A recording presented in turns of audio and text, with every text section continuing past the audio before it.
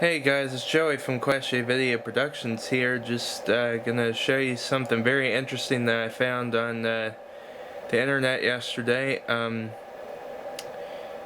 was researching bnhvideo.com, and it looks as though that Nikon has finally decided to jump on the 4K bandwagon, the 4K video bandwagon. They finally joined the 4K scene. You've heard that right. They've released 5 new models, 2 lower tier models, and 3 premium models.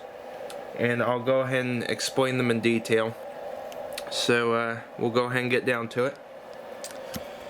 First off is the Coolpix A900. Now check out these specs. 20 megapixel 1/2.3 BSI CMOS sensor.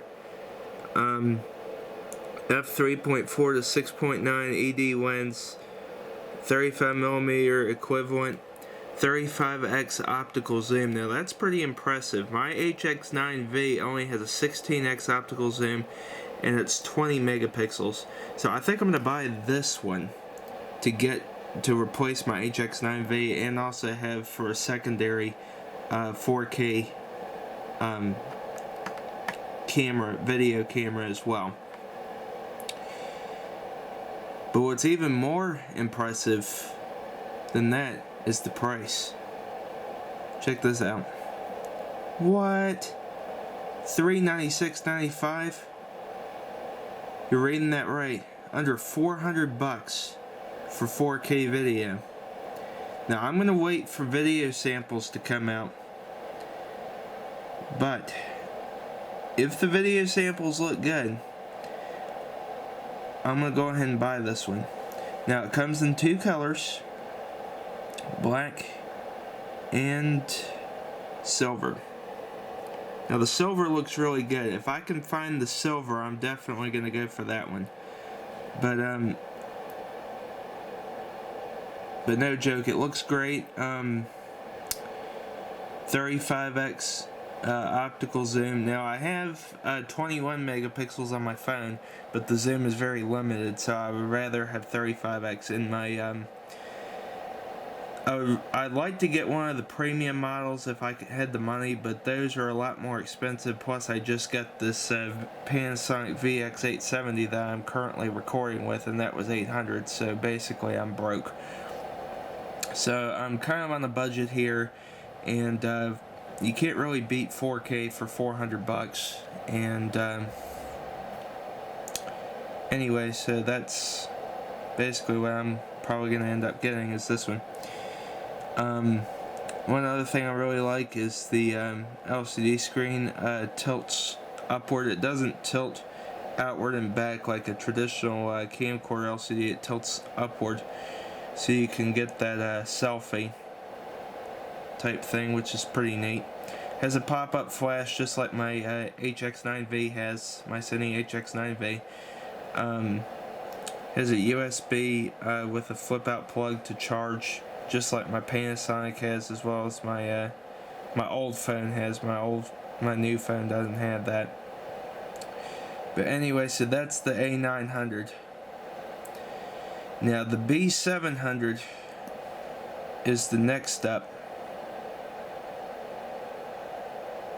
Okay, as you can see, it's about $100 more expensive. It's 20.2 megapixels, has the same size image sensor, 1/2.3. It's got a 24 to 1440 millimeter. Now this one is a 60x optical zoom.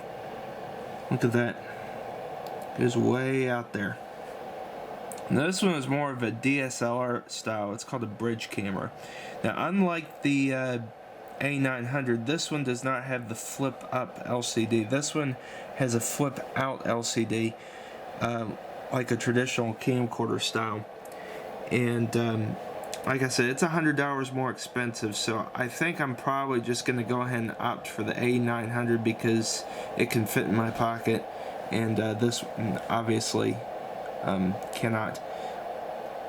I like the bigger zoom and everything, but this Panasonic I'm shooting with right now only has a 25 or 20x optical zoom, so 35 ought to do the trick for me. And so anyway, that's the B700, which I think is the P900's replacement, if I'm not mistaken. And these are both available April 28th, 2016. Up to 5 FPS burst rate. And all of these are 4K video, by the way, all 4 of these new models. Okay, now we're going to go ahead and go to the DL series. The first one is the DL2485. Now this one really impressed me. This is basically what I like to call Nikon's version of the Panasonic Lumix LX100. It's got a lot of similar specs. It's got a very similar body style. The features are very similar. It's got like the little the numbers on the lens that tell you the millimeter or whatever it is. So it's very similar. The lens, the zoom is very different. Instead of right here, like on the power button like you normally see, it's just a little back and forth, so that's kind of different. If I had the money, I would definitely just excuse the pop-ups there. I need to find a way to get rid of that. If I had the money, I would definitely go for this one. The DL series have a larger 1-inch sensor, which is better for low light. But again, I just bought the Panasonic for $800, which took me a long time to save up for, and I think it'd probably be ridiculous for me to buy it. And the HDMI ports on the right hand side, pop-up flash again like my HX9V. Real classy looking camera though. Wish I had the money for it. It takes an ENEL 24 7.2 volt 850 milliamp hour battery. I'm not sure how much video that would give you. I'd say it's probably at least an hour if I had to guess. A 4K video. I think that's the maximum amount of zoom you would get, so not a huge amount of zoom to speak of, but you know, a pretty decent amount. So yeah, basically, like I said, kind of like Nikon's version of the LX100. And so that's that on that. And then you have the second. There's 3 models. There's 3 DL models. The second DL model is the DL1850. Very similar model. And actually, I forgot to mention this. These are both 20.8 megapixel CX format BSI CMOS sensors. They both have a new X-Speed 6A image processor, so that's new, I believe, for 2016 as well.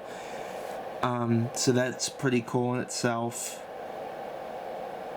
But anyway, so the DL1850, a little bit smaller lens, but I believe this is a wider angle lens, so you can zoom out a little bit more.